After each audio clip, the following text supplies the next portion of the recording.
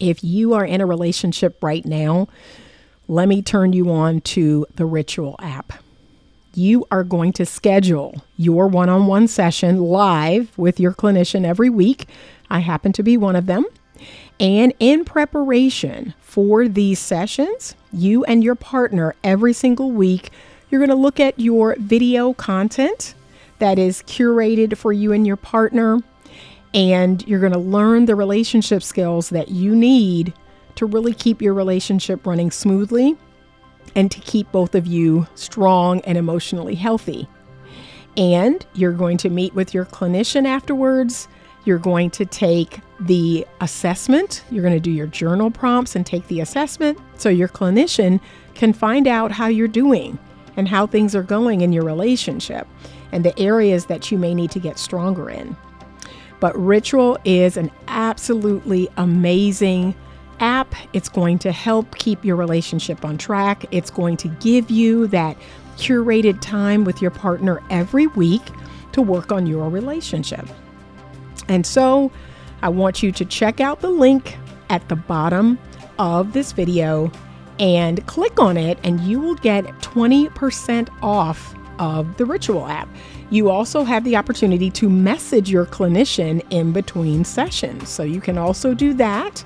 But it is an absolutely amazing tool, a great modern day tool for couples to keep their relationship strong and healthy. So check out the Ritual app today, and don't forget to use my link to get 20% off of your first month of Ritual. And if you'd like to work with me, please let them know you're interested in working with Anita Stoudmire. Good morning.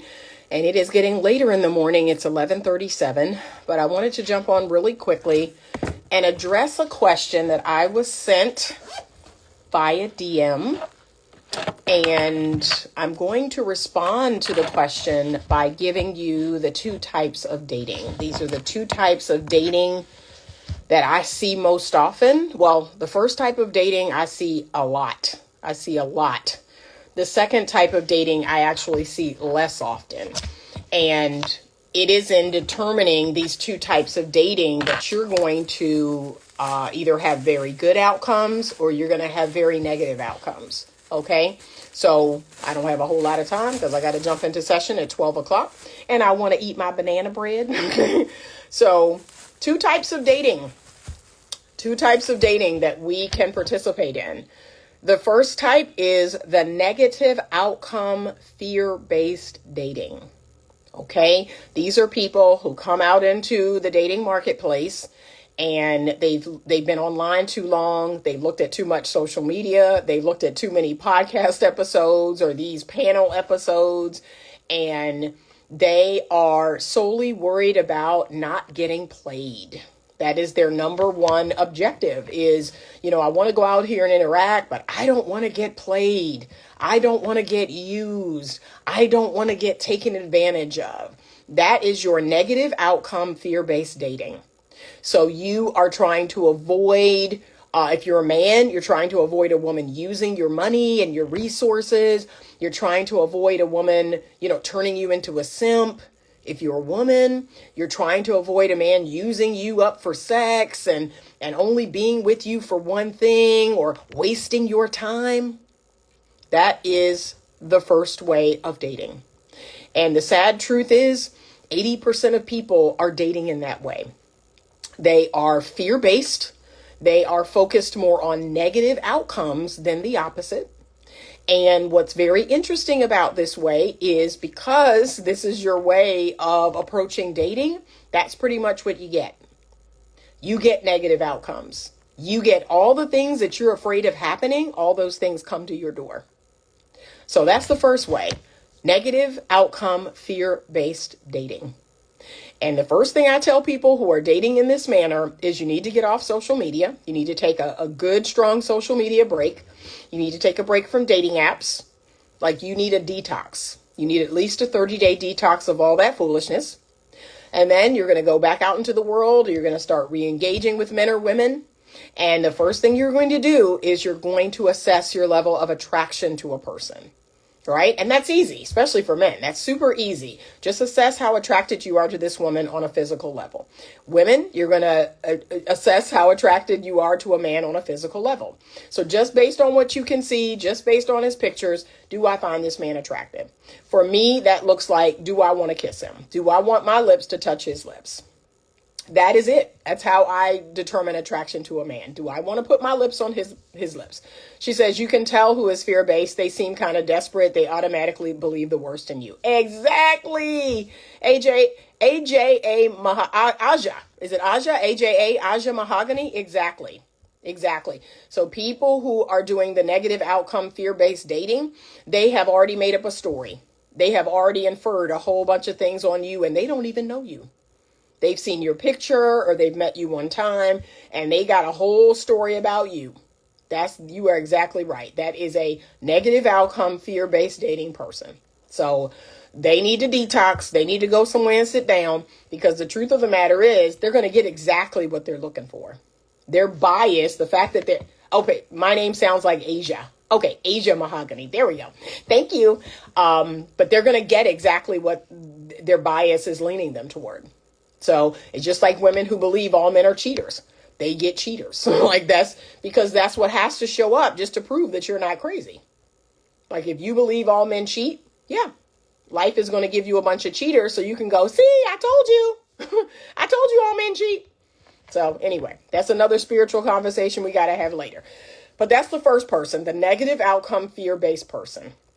That person has already decided what this interaction is going to be. That person has already decided who you are.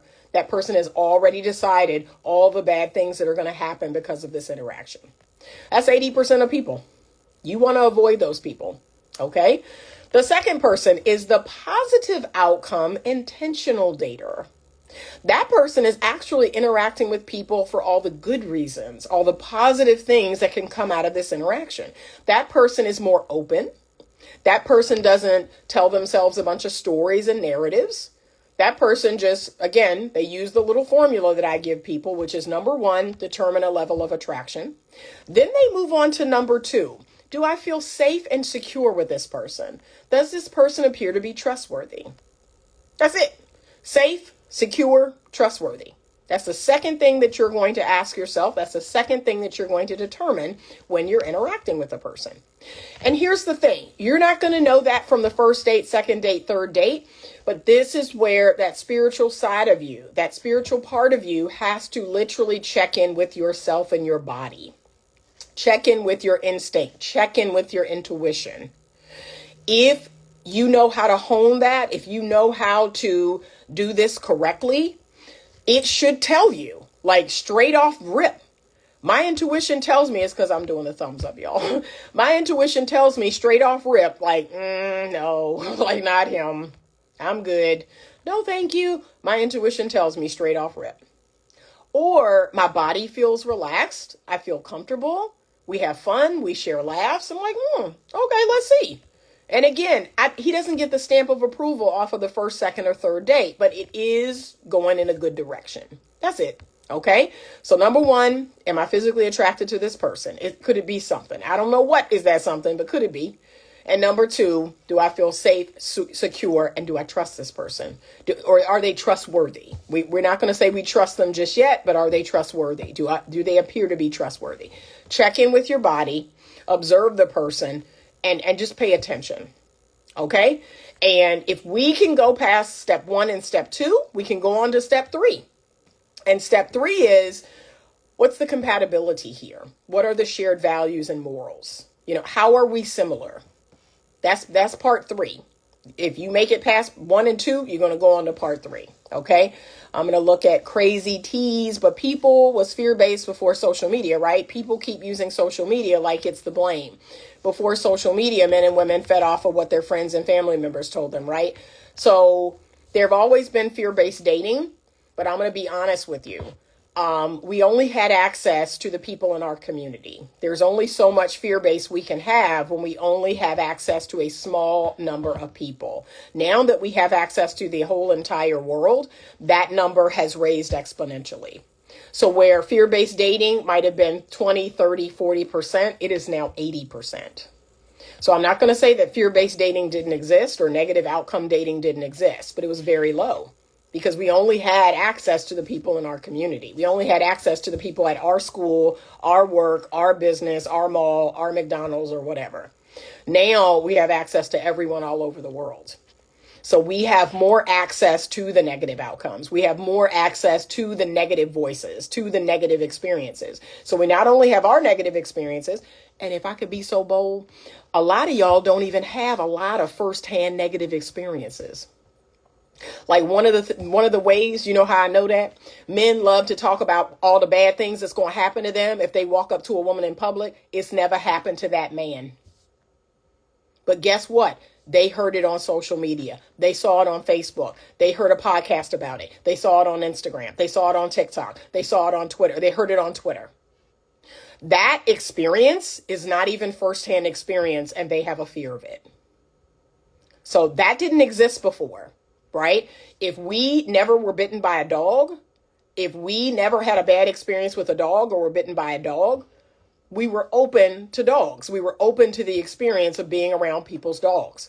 But when you sit and watch dog attacks and listen to people who got their face bitten off by a dog and see all the crazy, and you hear thousands of people's negative experiences about dogs, you then have a negative bias toward dogs. That's how that works. Okay, but if you live in a town where there are no dogs or nothing bad is happening with dogs, you feel all right. It's only when you open that phone and you get 1,000 negative stories about dogs killing and biting people and all of this, now you have an issue with dogs. Dogs are bad. Pit bulls are bad, you know. So y'all know what I'm talking about. Okay. He said, right now in my life, I feel like I'm 50-50. Okay. I've experienced people been playing games far too long. Dating is not worth it. Yeah, that's what a lot of people say. Thank you, Asia. Attraction, safety, comfortable around them, and then compatibility and values. That's super important. Positive thoughts dating is good and realistic. Yes, because you're going to use healthy discernment. And remember, you're also going to use the discernment of others. So if you are positive outcome intentional dating, it's not just you. You're going to use good friends. You're going to use, if you're a woman, you're going to use a male friend or a male family member. You're going to use, you can use a professional like a therapist or a counselor or a coach. So it's not even just your discernment. You're going to use other people's discernment. That's what smart people do. If you read posts asking about dating, you will see in the comments that everyone has checked out and given up. What crazy, we are all experiencing the same thing. Yeah, it's called collective consciousness. That's another thing that we can talk about in a different live. So here's what you need to know about collective consciousness. When you get enough people in your city, in your state, in your country, in the entire world, when you get enough people all thinking the same thought, all thinking about the same thing, guess what happens? Collective consciousness says that energetically, that thing becomes reality. That thing becomes true for everyone. So even if there's a 15% of the population of the whole world that are like, oh, I'm in love, dating is wonderful, I'm married, I'm in a great marriage, the life is good. But if 85% of us are saying love is crap, marriage is crap, this and that, blah, blah, blah, that will become our reality. That will become true for us. Okay? Just listening to the negative experiences of others. That's right. Please. That's why the Bible says you have to guard your heart. And you got to guard your eyes and your ears and other things. Because even if you've never experienced it firsthand, if you keep taking it in, if you keep listening to it, if you keep reading about it, if you keep watching about it, that will become your experience. That's why I take the social media breaks that I do. When I feel it weighing heavy in my spirit, that's when I disappear. That's when y'all wonder where I went. I'm out. I'm gone. Okay? So those two things are different. People who have positive outcome, intentional dating. So they're not dating for fun. It's not a recreational thing. They don't play with people. As I talked about many times before, we play with things, not people. Okay? They are going into dating with a mindset of, this is going to be positive. This is going to be good. This is going to be a good thing. I'm actually going to get something positive from this. This is going to be a really good thing. I'm going to meet a really interesting person. We're going to develop a really healthy relationship. I'm going to be happier. Like, why would you engage in dating for negative outcome? Like, what sense does that make? Why would you do that on purpose? Why would you purposefully seek out other people to use and abuse you? But here's the truth of the matter. When you have a negative fear-based mindset, that is what you're going to attract because, again, it's that confirmation bias. I need what I think to show up. That way I can run around telling everybody, see, I told you these men are trash. I told you these women are all 304s. I told you this. I told you that. But people who have a positive, intentional mindset, they are like, hey, I'm doing this for good reasons. I'm doing this to get something great out of it. I'm doing this to actually find and engage with a really good person. Someone who cares about me, someone who could fall madly in love with me, someone who, wants to be a part of my life and I be a part of their life and I support them and I love them. Those are the people who are the second group of people, the smaller group of people. So that's only about 15 to 20% of people right now. And guess what? Guess what, y'all? Those people are getting married. Those people are getting engaged. Those people are falling in love. Those people are having children. Those people are buying homes. Those people are doing life together. And the other 80% of us out here, oh, these men are trash. These women are all hoes. And see? And guess what? That has become the majority of our reality. All right. John Hernandez 153 says this started a long time age with Disney and perfect romance movies and books. Relationships have to be cautious, realistic, and reasonable. Lots of conversations and talks about fixes and God. Okay. But here's what I want you to know about the collective consciousness back then. So even in the music, even in the movies, right? There is a song, and I'm going to think of the name of it. Let me see if I can pull it up on my phone. So there's a really great song about, I got to think of the name of the group.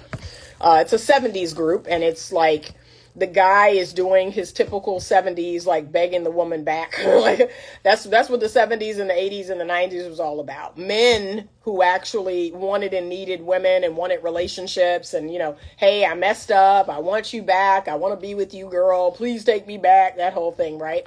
But that's where we were. That was the collective consciousness. And so men were typically chivalrous. Men were typically like, yeah, I want a relationship. I want to be with you, girl. I love you. And I messed up and I want to come back and all of that.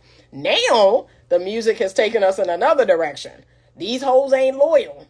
And, I got to use them and I got to abuse them. I got to get what I want. And then you got the women saying this crazy nonsense. Well, I'm just out here, trying to get money and trying to get what I want. I'm just out here trying to use it in and all this other stuff. So the music has taken us in a different direction. And guess what? Because of collective consciousness, that's now what everybody sees. That there is no love. Love has completely all but dissipated. That's not even, so when we used to say love is not enough, that was simply to say we can't base it solely on feelings. But now love is not a factor. It's not love is not enough. Love is not enough has turned into love ain't necessary. Love is not a factor. Oh yeah, I like that song too. He says my favorite love song is Two Occasions by The Deal. Yep, that's a great song. Yeah, like I said, but that was real music. Okay. My own personal experience is what caused me to check out. I didn't used to feel this way, but yeah, that's what people are doing. That's what people are doing. They're just done. They're just over it. And I'm going to be honest. The truth of the matter is, I think people are in almost like a self-protective mode, right? People have put themselves out there. People have tried. People have, just tried to be positive and tried to be intentional, but they've gotten hurt. They've gotten used and abused. And now I think people are in just this self-protective mode. So I don't think there's any negative connotation to it in the sense of, people are avoidant. I think people are scared. And I've said that many, many times. People are scared out of their minds now to date. People are scared to be vulnerable. People are scared to turn their cards over. People are afraid out of their mind. Okay. So that's what I think is happening to most people. And it's the people that have the negative outcome fear-based, but that yet they continue to try to engage people. Those are the people that are hurting other people. when really they need to go somewhere and sit down. Like if you're scared out of your mind, if you're, you have this narrative about everybody, you don't need to be dating. You need to sit down. You need to be by yourself, calm yourself down and get your mind right, work with somebody, and then you need to consider trying again. That is the reality. So I just wanted to jump on, give this really quick lesson. There are two types of dating. Negative outcome, fear-based dating. Those are people who project bad and wrong and negative and, they project that out and that's what they get back. They literally go into new dating situations expecting things to go left. And that's exactly what happens. They're the people who say, all men are cheaters, all men are dogs, all men are trash, all women are hoes, all women want money, all women want a tall man. You're going to see exactly what you're projecting because that's, your bias is leading the whole exchange. Then the second people are the positive outcome intentional daters. And they're saying, hey, I'm out here actually looking for something good. I'm out here believing that things will go well. Things will be positive. All men are not dogs. All men are not cheaters. There are great guys out here. There are men out here that just like I'm good, they're good. They want to find somebody. They want to find love. They want to find something real. There are women out here who are virtuous. There are women out here who are not, twerking at brunch and doing all the things and showing all their body off on social media. There are men out here who don't have social media. There are women out here who don't have social media. There are normal, healthy, regular people out here. Okay? And those people tend to have better outcomes. All right. Those people may leave dating apps alone for a minute because they're like, yeah, this is not positive. This is not good. It's not making me feel good. I'm going to leave it alone. I'm going to try something else. But they have a positive mindset and they are intentional. They're not playing with people. They play with things. They're not playing with people's hearts. They're not playing with feelings. Love is not a game or dating is not a game. They're actually looking for something genuine. Okay. There you go. He said in 2 occasions live in concert, lead Babyface. Check it out on YouTube. I will. She says, I will never use dating apps. Yeah, please don't. Please don't. I mean, I'm going to be honest with you. It's a dumpster fire. Okay. Don't use dating apps. The reality is you need to get into some type of community or communities. You need to start meeting people out, meeting people in real life. You need to go to events. You need to go to different places. You need to put the word out there to your friends, your family, your colleagues. You need to let people set you up or whatever they do. But yeah, you just need to belong to communities and you need people to see you in those communities over and over and let them work up the courage for you all to talk and get to know each other. Okay. All right. I'm jumping into my last session and I hope you all have a wonderful rest of your Saturday. I am going to be taking my daughter to the mall and then I got to head home and do some paperwork. But tonight and every Saturday night is family movie night. So it's my daughter choosing. And right now we have a bunch of leftovers in the refrigerator. So I've told the kids, you can eat whatever's in the refrigerator. So we got leftover pizza, leftover tacos, leftover chicken quesadillas and enchiladas. We got leftover pot roast. We got a lot of good food in there, but it's all it was made on another day of this week. So I told them that's what we eating and you gonna love it. So, all right, you all have a great rest of your Saturday. Thank you so much for joining. And as always, stay open to love.